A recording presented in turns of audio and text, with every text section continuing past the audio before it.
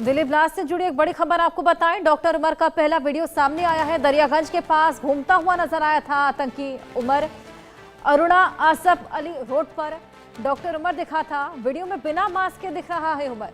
और एक तस्वीर भी आपको दिखाई थी जिसमें मस्जिद में गया था। तकरीबन 10 मिनट मस्जिद में टिका था और वो तस्वीर भी उसी दिन की थी जिस दिन ये पूरा एक्सप्लोजन देखा गया। और अब ये दिल्ली ब्लास्ट से जुड़ी बड़ी खबर, एक बेहद बड़ी वीडियो डॉक्टर उमर से जुड़ी हुई। दरियागंज के पास घूमता हुआ आतंकी उमर, ये देखिए बिना मास्क के अरुणा आसफ अली पर घूमता हुआ नजर आ रहा है उमर। डॉक्टर उमर जो कि मास्टरमाइंड बताया जा रहा है, वन ऑफ द मास्टरमाइंड्स। और इसी ने गाड़ी के अंदर जो एक्सप्लोजिव रखे हुए थे, घबराहट के मारे उसमें एक्सप्लोजन देखा गया था और ये उसमें मारा गया। उमर की मां के साथ जो डीएनए सैंपल्स लिए थे वो मैच हुए, जिसके बाद ये पुष्टि की गई है। और ये देखिए इससे पहले एक मस्जिद की तस्वीर और अब ये अरुणा आसिफ अली रोड पर दरियागंज के पास ये वीडियो सामने आया है जिसमें बिना मास्क के घूमता हुआ नजर आ रहा है। ये वीडियो आप देख सकते हैं, इसमें फेस बिल्कुल क्लियरली नजर आ रहा है। अब क्या रेकी कर रहा था, किस वजह से वहां पर घूम रहा था, क्योंकि इससे पहले मस्जिद में भी तमाम तस्वीरें सामने आई थी। 10 मिनट तक मस्जिद में रुका था, जिसके बाद दरियागंज की सड़कों पर ये घूमता हुआ डॉक्टर उमर। बेहद बड़े हमले की तैयारी थी और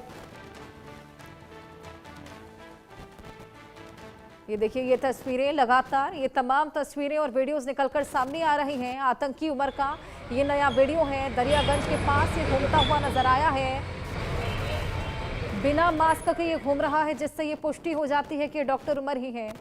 ये वही डॉक्टर उमर है जो कि एक्सप्लोजन के वक्त उस गाड़ी में मौजूद था और घबराहट के मारे पूरा एक्सप्लोजन इसने कर दिया था। और इसी का जो टेरर मॉड्यूल है पूरा जगह जगह फैला हुआ, जो कि बेहद बड़ी साजिश को फिराक देने के अंजाम में थे। 6 तारीख इसके लिए चुनी गई थी, 4 जगह दिल्ली में चिन्हित की गई थी और 2-2 सदस्यों की टीम होने वाली थी, जो कि जो एक्सप्लोजन्स 2 साथ से इकट्ठा कर रहे थे उसी के तहत एक बेहद बड़ा हमला करना चाह रहे थे। 6 तारीख इसलिए क्योंकि बाबरी मस्जिद का विध्वंस उस दिन हुआ था और उसी का एक तरीके से बदला लेने की इनकी साजिश थी। मसूद अजहर का भाई भी इस पूरे मामले में जुड़ता हुआ, कनेक्ट होता हुआ नजर आ रहा है। जम्मू कश्मीर हो, उत्तर प्रदेश हो, फरीदाबाद हो, हर जगह से ये जांच पड़ताल जारी है।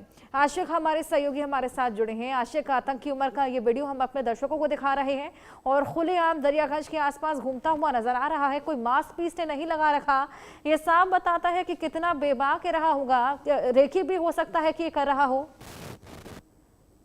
बिल्कुल, जिस तरह से इस पूरे मामले को जांच एजेंसियां देख रही है और अब एक के बाद एक वीडियो जो है वो सोशल मीडिया पर वायरल भी होते हुए नजर आ रहे हैं। और डॉक्टर उमर जो है वो किस तरह से पहले रैकरी करते हैं इस पूरे एरिया की, यानी एक प्रॉपर प्लानिंग के तहत ये साजिश बनाई गई थी कि किस तरह से देश के अलग अलग सिटीज में जो है ये धमाके करने हैं। लेकिन जांच एजेंसियों ने वक्त पर कार्रवाई करके इस पूरे मॉड्यूल को जो है बस्ट किया है। और फिलहाल जिस तरह से डॉक्टर उमर का डीएनए सैंपल जो है उनकी मां के साथ मिल गया है, इससे साफ होता है कि किस तरह की साजिश जो है ये डॉक्टर मॉड्यूल कर रहे थे। खासतौर पर अगर आप फरीदाबाद यूनिवर्सिटी की बात करें, जहां पर ये भी इनपुट आ रहा है कि 20 लाख से ज्यादा रकम जो है वो इकट्ठा की गई थी ताकि जो एमोनियम नाइट्रेट है या बाकी एक्सप्लोसिव चीजें हैं उनको खरीदा जाए और बाद में ये पैसे जो है डॉक्टर उमर के ही हवाले किए गए, जो ये चीजें परचेज कर रहे थे कि कहां कहां पर उनको ये चीजें मिलती है।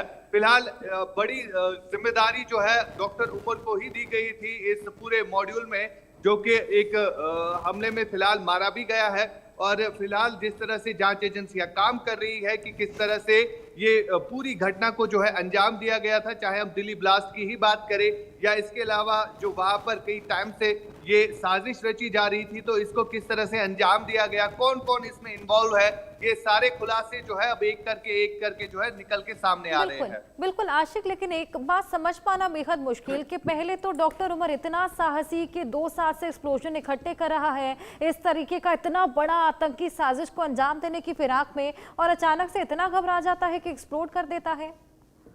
देखिए हर्षा, दरअसल मामला यहीं पे खत्म नहीं हुआ। जब डॉक्टर आदिल और डॉक्टर मुजम्मिल को पुलिस ने गिरफ्तार किया और उनसे जिस तरह से पूछताछ की गई और ये खबर कहीं ना कहीं डॉक्टर उमर के पास जो ही पहुंची तो वो हड़बड़ाहट में जो है अपनी गाड़ी लेकर निकले थे और वहां पर उसकी गाड़ी में जो ये बारूद था वो कहीं ना कहीं हड़बड़ी में फट गया और वजह यही थी कि डॉक्टर उमर को शायद ये भी लगने लगा होगा कि मेरे दो साथी जो है वो पुलिस ने पकड़े, वो जांच एजेंसियों ने पकड़े जिनसे पूछताछ की जा रही है, तो शायद उसके बाद उसकी भी बारी है, उसको भी पकड़ा जाएगा और इसी हड़बड़ी में जो है वो ये ब्लास्ट जो है कर गया। लेकिन फिलहाल जिस तरह से जांच एजेंसियां काम कर रही है, यहीं पे मामला खत्म नहीं हो रहा है बल्कि इसके तार जो है सीधे पाकिस्तान के साथ जुड़ने लगे हैं। जिस तरह से एक के बाद एक खुलासे जो है वो किए जा रहे हैं। फिलहाल जांच एजेंसियां जिस तरह से पूरे देश में इस समय काम कर रही है, चाहे हम जम्मू कश्मीर की ही बात करें तो यहाँ पर अलग अलग ठिकानों पर कल से हम देख रहे हैं कि अलग अलग जांच एजेंसियां जिसमें एसआई है, जिसमें जम्मू कश्मीर पुलिस है और एनआई की रेड्स भी हमने कई जगहों पर देखी जहां पर कई लोगों को फिलहाल पुलिस हिरासत में लिया गया है, जिनमें से कुछ डॉक्टर्स भी हैं जो अल्फला यूनिवर्सिटी में रहे हैं। यानी इन तमाम से पूछताछ की जा रही है कि आखिरकार किस तरह का ये नेक्सस था और कहां से ऑपरेट होता था, आखिरकार जो डायरेक्शंस है वो कहां से मिलती थी कि इस तरह का ब्लास्ट करना है। और जो 6 तारीख चुनी गई थी जब बाबरी मस्जिद के हवाले से खबर आई, तो फिलहाल कहीं ना कहीं इन सब चीजों को जो है जांच एजेंसियां देख रही है कि किस तरह की प्लानिंग जो है वो की गई थी। और इसी जांच पड़ताल में ये तमाम चीजें लगातार निकलकर सामने भी आ रही हैं। आप नजर बनाए रखिएगा। बहुत शुक्रिया।